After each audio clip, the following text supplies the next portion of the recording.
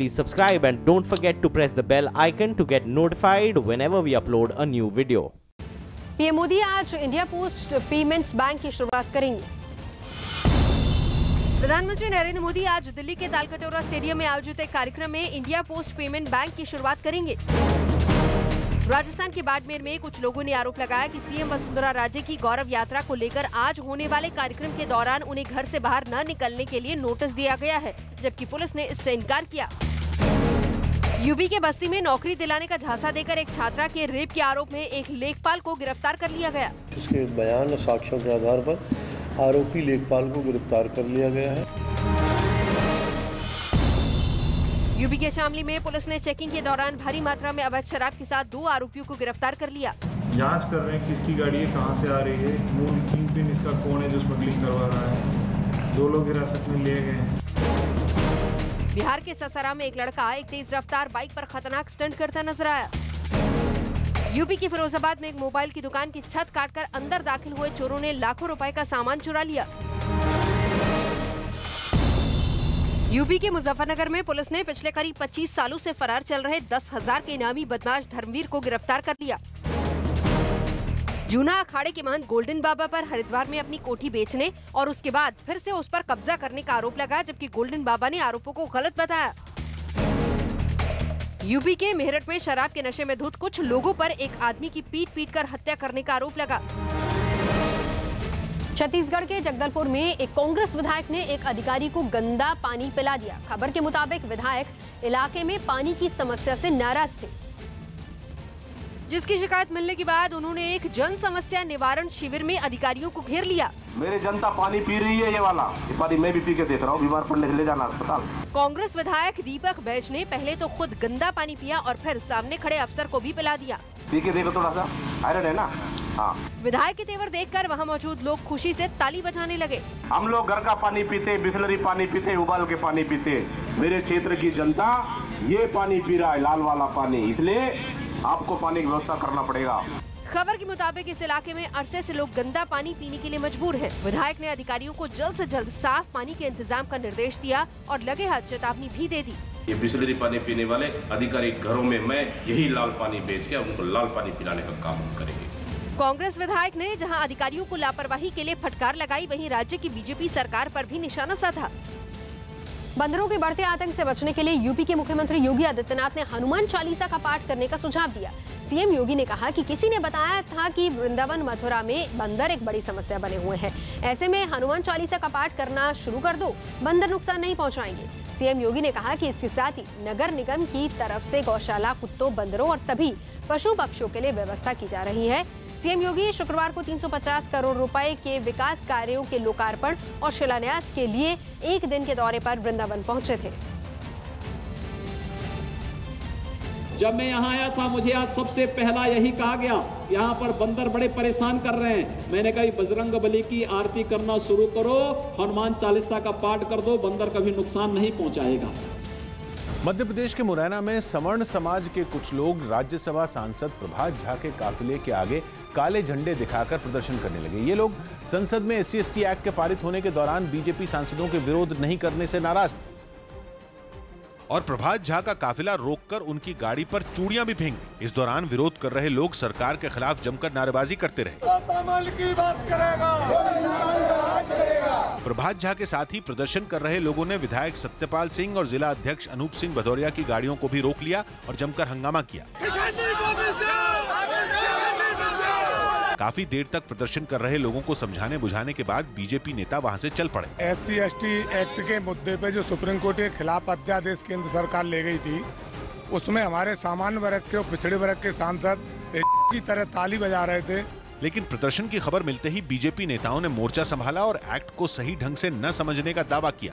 इसको समझने की जरूरत है कि देश में अभी भी ऐसे बहुत हिस्से हैं जहां पर कि इन प्रावधानों की व्यावहारिक आवश्यकता है। हालांकि जिस तरह SC/ST एक्ट का विरोध हो रहा है, उससे चुनावी तैयारियों में जुटी बीजेपी मुश्किल में दिख रही है। छत्तीसगढ़ के रायपुर में स्वामी विवेकानंद हवाई अड्डे के पास बिजली गिरने से उड़ानें रद्द होने के बाद फंसे सैकड़ों यात्रियों ने हंगामा शुरू कर दिया। वहां बिजली गिरने से एयरपोर्ट का नेविगेशन सिस्टम ठप हो गया।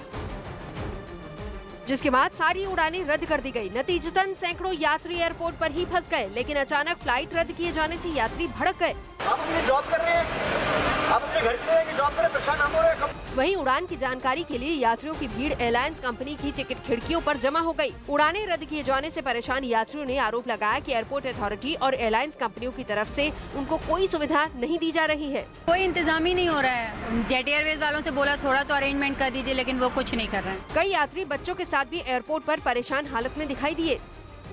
वहीं मौके का फायदा उठाकर टैक्सी और दूसरे गाड़ी वालों ने किराए बढ़ा दिए, जिससे रायपुर से निकलने वाले यात्रियों की परेशानी में और इजाफा हो गया और एयरपोर्ट से बाहर निकलकर भी उन्हें घंटों इंतजार करना पड़ा। उन्होंने बताया कि कई घंटे इंतजार के बाद भी टैक्सी नहीं मिली। घर जाना कैसे जाए वो समझ नहीं आ रहा, ना कोई ओला बुक हो रही है यहाँ से, ना कुछ टैक्सी बुक हो रही है। उड़ानें रद्द होने से परेशान यात्रियों ने आरोप लगाया कि एयरपोर्ट अथॉरिटी ने एयरलाइंस कंपनियों पर सुविधा मुहैया कराने की बात कहकर पल्ला झाड़ लिया। इस वक्त airport authority of India Raipur airport के ऑफिस में कोई भी अधिकारी और कर्मचारी मौजूद नहीं है, जिसके चलते हुए यात्रियों को खासी दिक्कतों का सामना करना पड़ रहा है। एयरपोर्ट का नेविगेशन सिस्टम खराब होने की वजह से रायपुर एयरपोर्ट से दिल्ली, मुंबई, लखनऊ, हैदराबाद और दूसरी जगहों पर जाने वाली 7 उड़ानें रद्द की गई थी। सीएम योगी आदित्यनाथ ने हनुमान चालीसा का पाठ करने का सुझाव दिया। यूपी के सीएम योगी आदित्यनाथ ने बंदरों के आतंक से बचने के लिए हनुमान चालीसा का पाठ करने का सुझाव दिया। हनुमान चालीसा का पाठ कर दो, बंदर कभी नुकसान नहीं पहुंचाएगा। यूपी के मेरठ में भीड़ पर चोरी के आरोप में एक लड़के की जमकर पिटाई करने का आरोप लगा। एशियन गेम्स में 2 रजत पदक जीतने वाली एथलीट द्युति चंद को उड़ीसा के मुख्यमंत्री नवीन पटनायक ने 3 करोड़ रुपए का चेक सौंपा।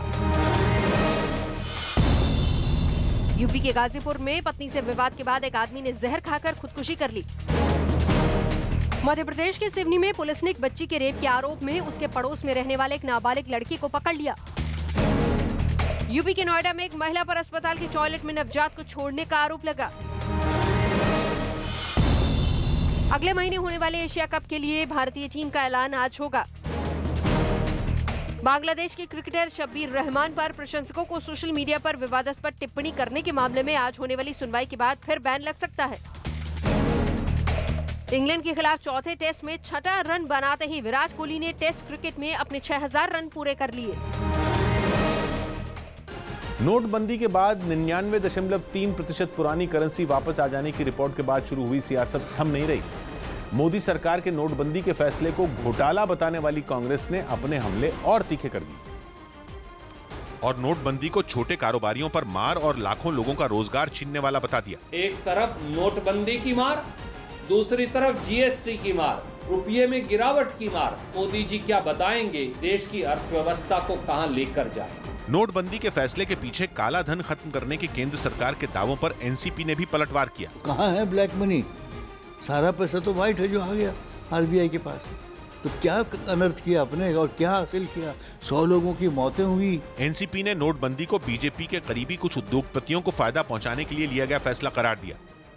नोटबंदी के फैसले पर सवाल उठाने में सिर्फ विपक्षी दल ही आगे नहीं रहे, बल्कि एनडीए की सहयोगी शिवसेना ने भी नोटबंदी पर रिजर्व बैंक की रिपोर्ट के बहाने केंद्र सरकार की आर्थिक नीतियों पर सवाल खड़े किए और इस मामले में प्रधानमंत्री नरेंद्र मोदी से जवाब की मांग रख दी। मोदी जी ने ये भी कहा था कि 50 दिन में सब ठीक हो जाएगा। अगर ये मेरा डिसीजन गलत है तो मैं किसी भी चौराहे पर आकर सजा पाने के लिए तैयार हूँ। शिवसेना ने मोदी सरकार के नोटबंदी के फैसले को बिना सोचे समझे लिया गया फैसला करार दिया।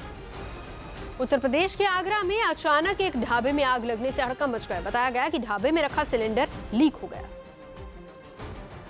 जिसके बाद उसमें आग लग गई और देखते ही देखते आग ने पूरे ढाबे को अपनी चपेट में ले लिया। इस दौरान एक आदमी आग बुझाने की कोशिश करने लगा, लेकिन तभी वहां पर एक धमाका हुआ और आग की तेज लपटें निकलने लगी। आग भड़कते ही उसे बुझाने की कोशिश कर रहा आदमी पीछे हट गया। ढाबे में लगी आग ने आसपास की कई दुकानों को भी अपने चपेट में ले लिया, जिससे लाखों रुपए के नुकसान की आशंका जताई जा रही है। सूचना पाकर मौके पर पहुंचे दमकल कर्मियों ने कड़ी मशक्कत के बाद आग पर काबू पाया। सिलेंडर था गैस का, जिससे क्या कहते पूरे उसमें आग लगी, 2 भोगे जल गए। जिस ढाबे में आग लगी वो एक बस स्टैंड के पास ही था, इसीलिए वहां मौजूद मुसाफिरों में भी अफरा तफरी मच गई। अमेरिका के न्यू इंग्लैंड में एक एम्बुलेंस बेकाबू होते हुए सीधा सड़क के किनारे गड्ढे में जा गई। इस एम्बुलेंस को दिमागी रूप से बीमार एक बच्चा वहां के एक फायर स्टेशन से लेकर भाग रहा था। जो एक मोड़ आने के बाद एम्बुलेंस पर काबू नहीं रख पाया और सीधा सामने की सड़क के किनारे गड्ढे में गिर गया। गड्ढे में गिरने से पहले एम्बुलेंस पुलिस की एक कार से भी टकराई। यही नहीं, सड़क से गुजर रहा एक बाइक सवार भी एम्बुलेंस की चपेट में आ गया, जिसके हेलमेट में लगे कैमरे में यह घटना रिकॉर्ड हो गई। बाइक सवार रफ्तार के साथ वहां से गुजर रहा था, जिसके सामने अचानक एम्बुलेंस आ गई और बाइक सवार से टक्कर के बाद सीधा गड्ढे में जा गिरा। हादसा होते ही वहां मौजूद लोग एम्बुलेंस की ओर दौड़े। पुलिस ने रस्सी की मदद से एम्बुलेंस को खींचकर बाहर निकाला। इस हादसे में बच्चे समेत 3 लोगों को चोटें आईं। जानकारी दी गई कि बच्चे और उसकी मां को अधिकारियों ने समझाने के लिए बुलाया था ताकि वो इलाज के लिए राजी हो सके।